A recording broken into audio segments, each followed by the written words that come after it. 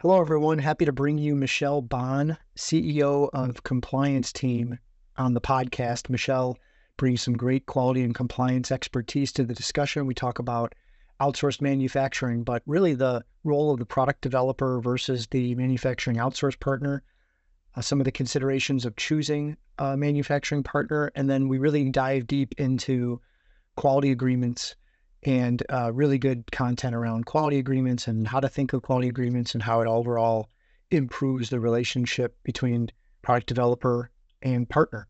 So I'm bringing you, without further ado, Michelle Bonn from Compliance Team. Thank you. Okay. Okay. Well, hello, everyone. Welcome to another episode of the Better Product Solutions podcast. And I'm happy to have Michelle Bonn, CEO of Compliance Team, on the podcast. I think Michelle, you're our first quality guru, from as far as a consultancy and someone who really lives and breathes this stuff. So I'm really happy to have you on. In the I know Michelle. How long have I not? At least a decade. At least 10 years. We've Yeah, known each other. at least 10 years. The Buffalo connection here in Western New York. So happy to have you on, and I'll show you. I guess I'll allow you to introduce yourself and tell us about yourself, your company, and what you've been up to. Good. I'm Michelle Bonn, and I've owned Compliance Team for about 4 years.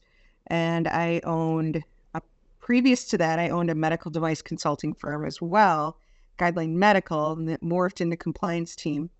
And my background is in statistics, quality control for manufacturing, Six Sigma Black Belt, and all things regulatory for pharma and med device.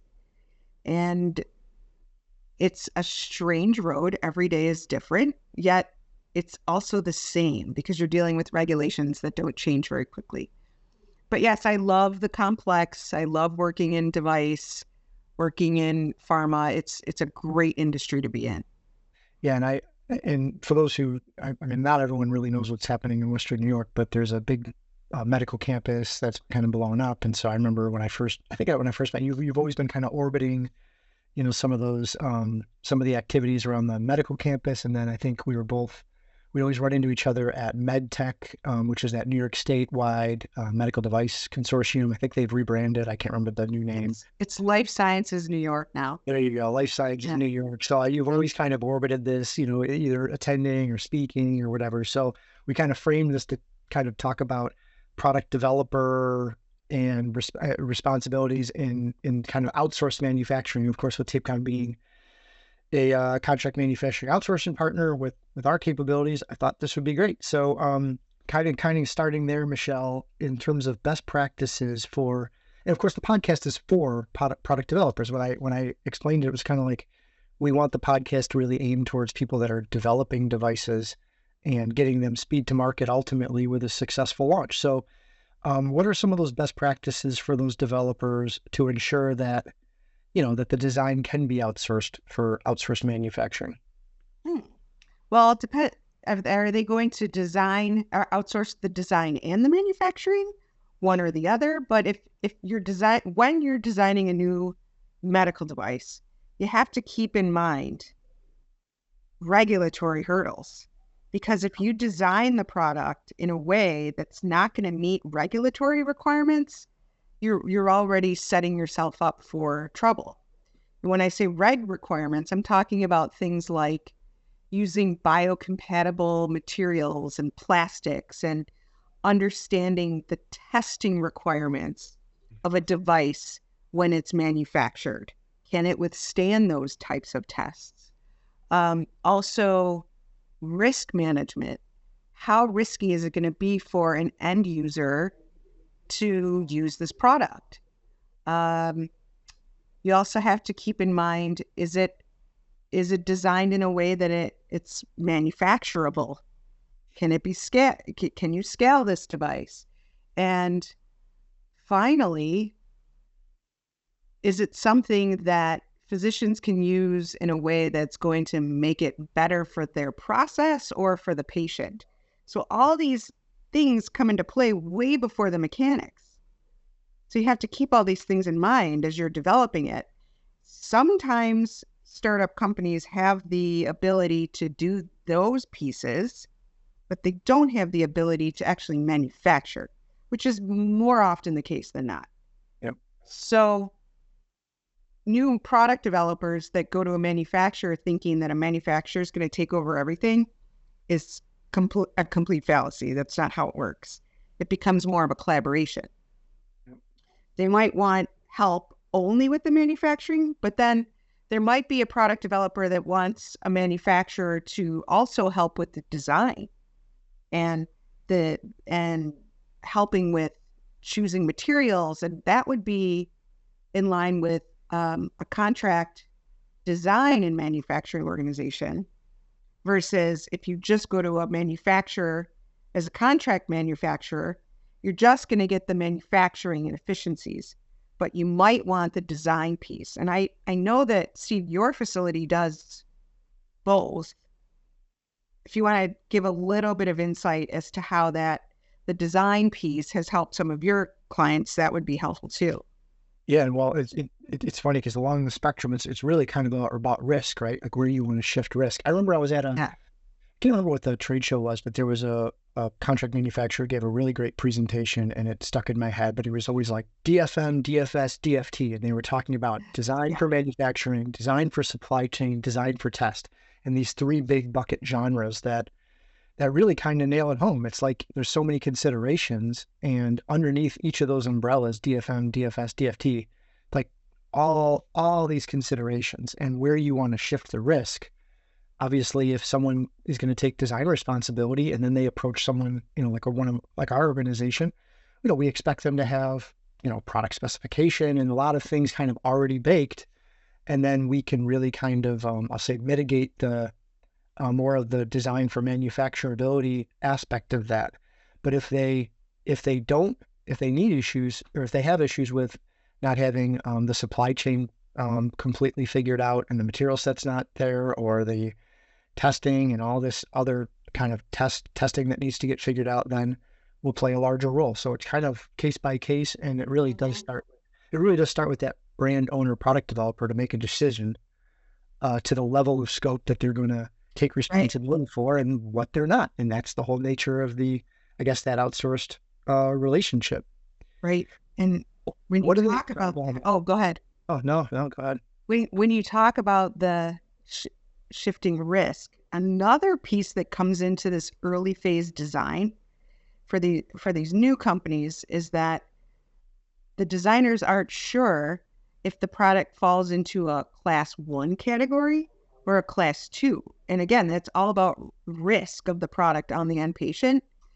A lower risk product, maybe like some of the wearable patches that you guys can manufacture, versus something like a glucose monitoring device. They're very different end games. And as you're designing these products, you have to be aware, are we going to fall into a higher, a greater burdening, it's not the right word. Are we going to fall into a category that's going to require a lot more regulatory burden versus lower burden?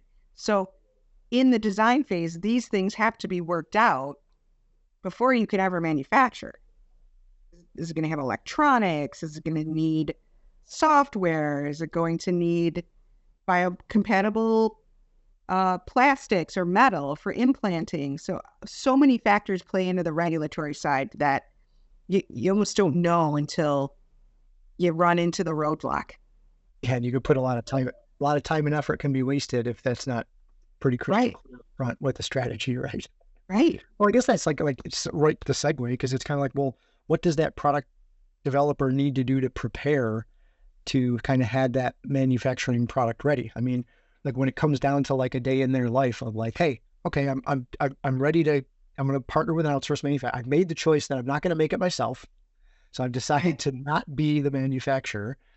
So I'm going to start, searching for a partner that I can have a trusted relationship with and transfer, some of these product specifications. But what should they have kind of ready to go? You know what I mean?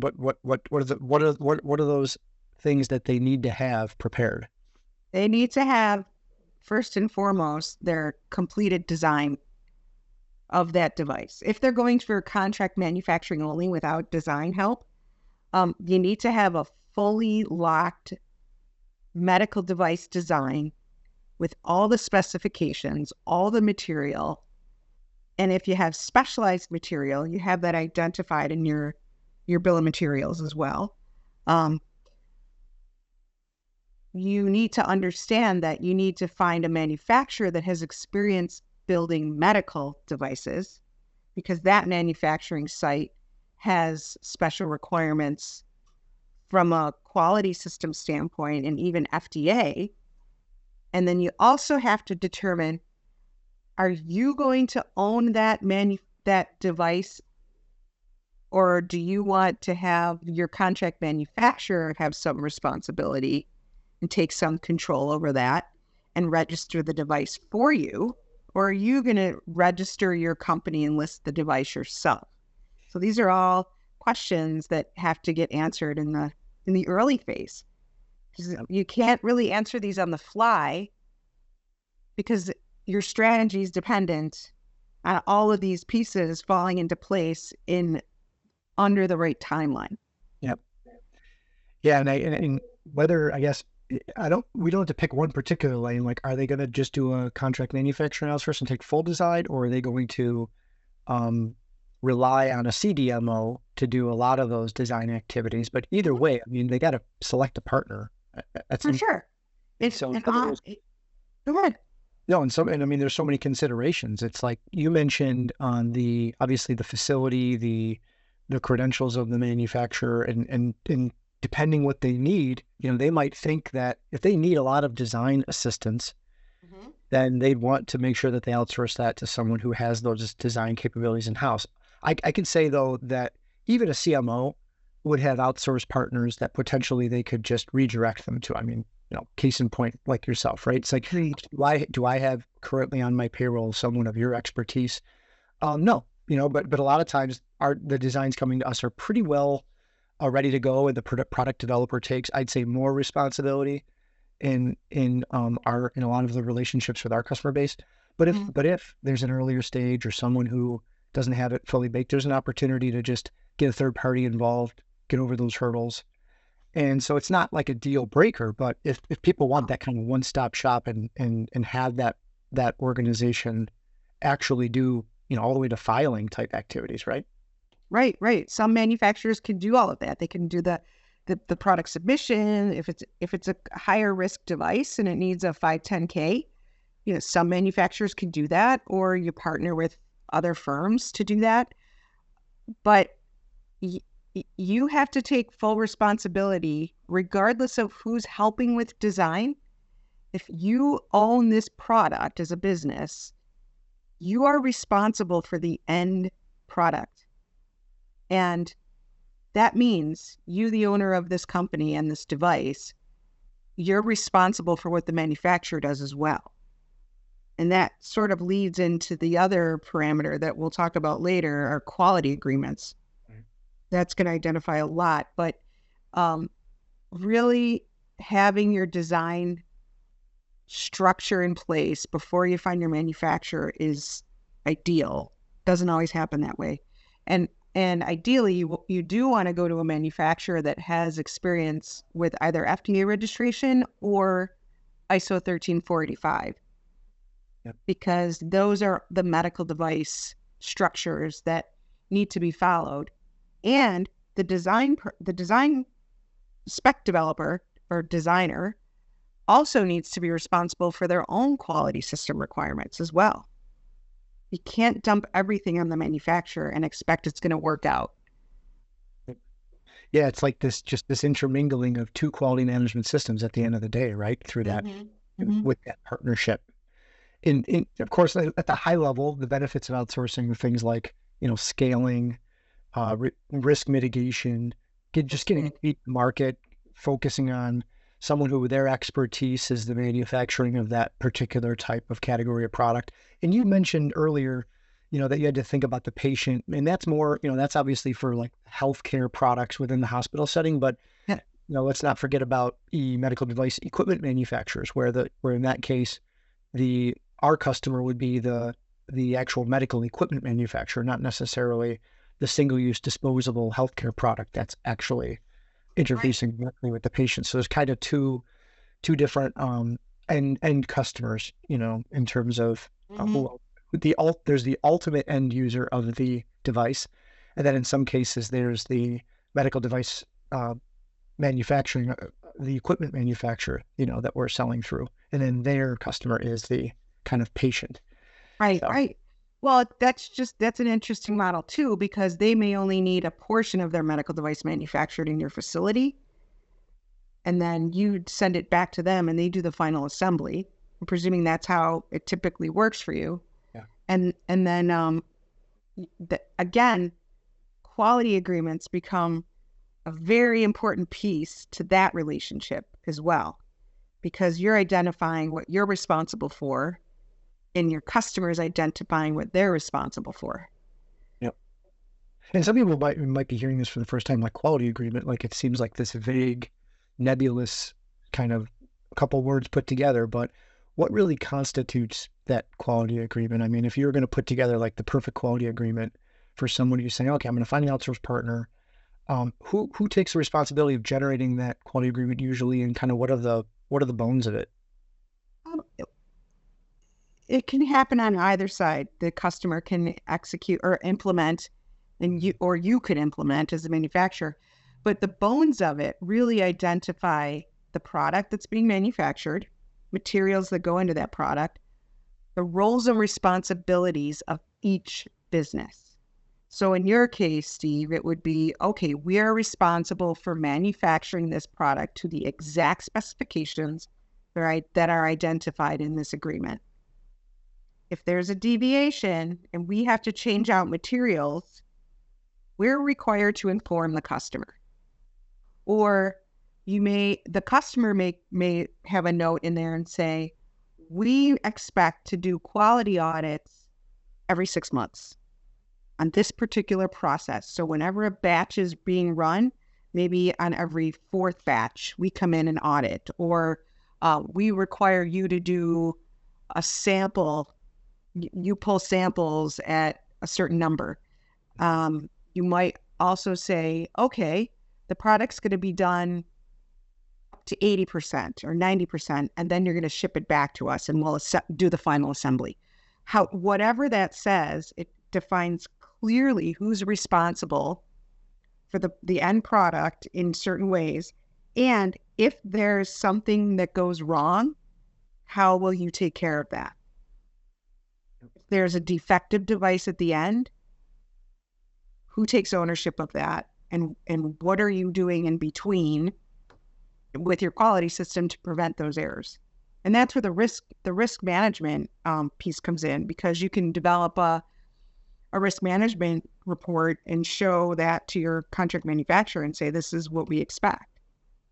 Yeah, it's funny when you say that. I was thinking about the difference between a design failure mode and effects analysis type document like DFMEA versus a Yes. process process FMEA, failure mode and effects analysis, and the Yep. distinction of, and I think the product developer taking ownership of that DFMEA, which would probably inform the control plan and some aspect of the quality agreement, and likewise the contract manufacturer probably focusing more on the process side of that, Mm-hmm. and then what that control plan is and how that might then be baked into the quality agreement so that there's clear communication of responsibility. That's sounding probably spot on, right? But then Yes. then there's validation, right? And validation's kind of overlaid over this too, right? Because there's product validation and process validation. So this separation of the design responsibility and the processing responsibility. Oh, yes. For example, we worked with a client that was producing a part for a medical device, and it was being produced at a contract manufacturing site. The contract manufacturing site had to validate their process to meet a very specific customer requirement for the output of that part. And the part was a critical component for that medical device, because without that component, the device won't operate. So you need to have that process validated, because you can't see at the end of production if that critical component is operating effectively without process validation. So there had to be process validation done at the contract manufacturing site to match up to the requirements and the test results needed by the customer. So that's the kind of stuff you would put in a quality agreement. You would say, we need you to validate this process for us to prove that your part is working to spec. Yeah, and it's kind of like, well, when does the quality agreement get brought up? Because when I think about it, like, okay, a new business, maybe someone hits our website or they come in and we're meeting someone first time, and we develop that business relationship, and you might, enter an agreement that's more of like a master agreement that kind of outlines, okay, how are we going to do business together, or it could just be purchase order terms. I mean, it doesn't have to be that sophisticated, but the point is that I understand a quality agreement to be something that is much more specific and detailed about the intra workings between the relationship that might not always be covered in more of someone who's coming at it from just a business engagement lens. Because you don't want to figure it out later, right? You want to have that initial business agreement, and maybe you're agreeing on business pricing, business terms, but oftentimes, well, I don't say oftentimes, but what you don't want to do is not consider all these aspects we're talking about in the quality agreement almost as either a sub-agreement to a purchase order that's governing the transaction, or a master agreement. Does that sound right?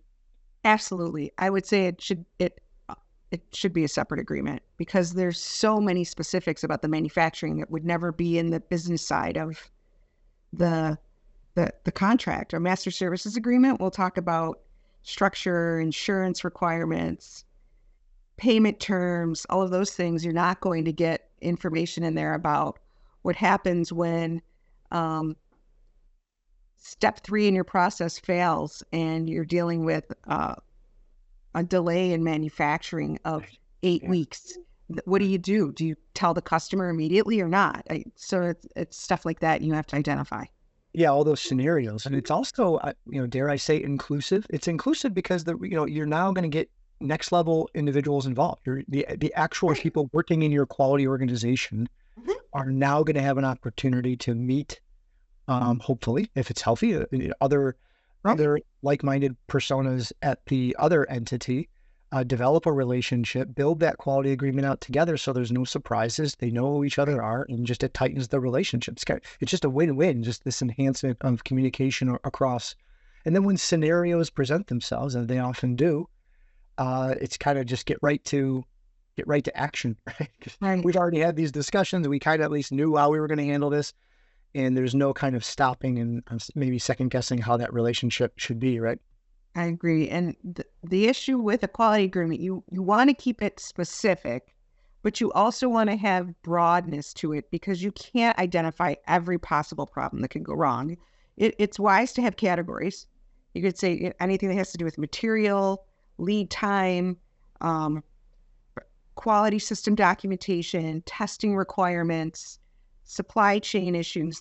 So if you have the big terms in there, and then when something is not operating to a standard, that's when you start communicating. Mm-hmm. Told you time would fly in this conversation. It did. Told you it was going to go fast.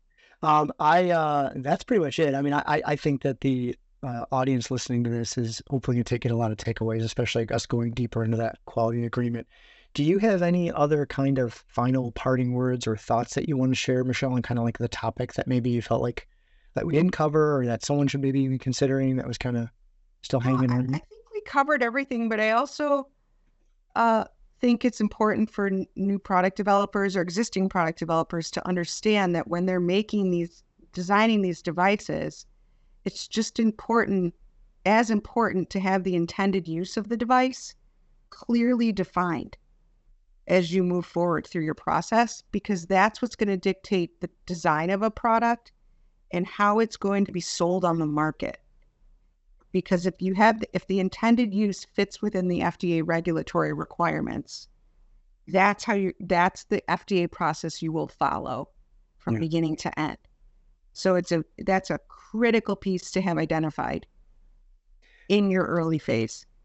I like that you said that, actually, for a little bit of self-serving, I guess, because as the manufacturing partner, like, our core purpose is, in essence, solving application challenges to enhance people's lives. And it could be the life of our direct customer, or the life of the ultimate end user that's using the device. And so I like a clear intended use because as manufacturing partner, like when we have our employee all hands meetings, we like to share some of the applications that we're working on and not just like, because someone's working all day in the factory or whatever, but knowing kind of what that product is doing is Yes. bringing more purpose to your work. It's more meaningful work. So the more that intended use is clear, it allows us to cascade communicate that in our organization so that people are like, wow, I'm not just like running this machine, I'm producing something that's having this effect kind of in the world.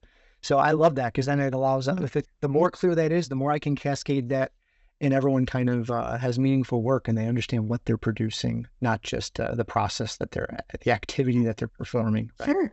And the device developer also realizes, wow, okay, if we're going to use this, if this is the intended use and this is the way we're going to market the product, that changes our risk profile. If it's a higher risk device, your intended use is going to, be a higher risk product. So that's going to change the way you navigate FDA and manufacturing. Yep. Michelle, thank you very much. Thanks, Thank you Steve. for coming on. I enjoyed it. We just blew through, Me I was too. looking at my timer. We just blew through 25 minutes, just like in a blink. Excellent. So thank you very much for coming on. Any final parting words? Otherwise, we'll close. Thanks for having me. And I hope provides value for your listeners. It will. Thank you, Michelle. Thanks, Steve. Bye.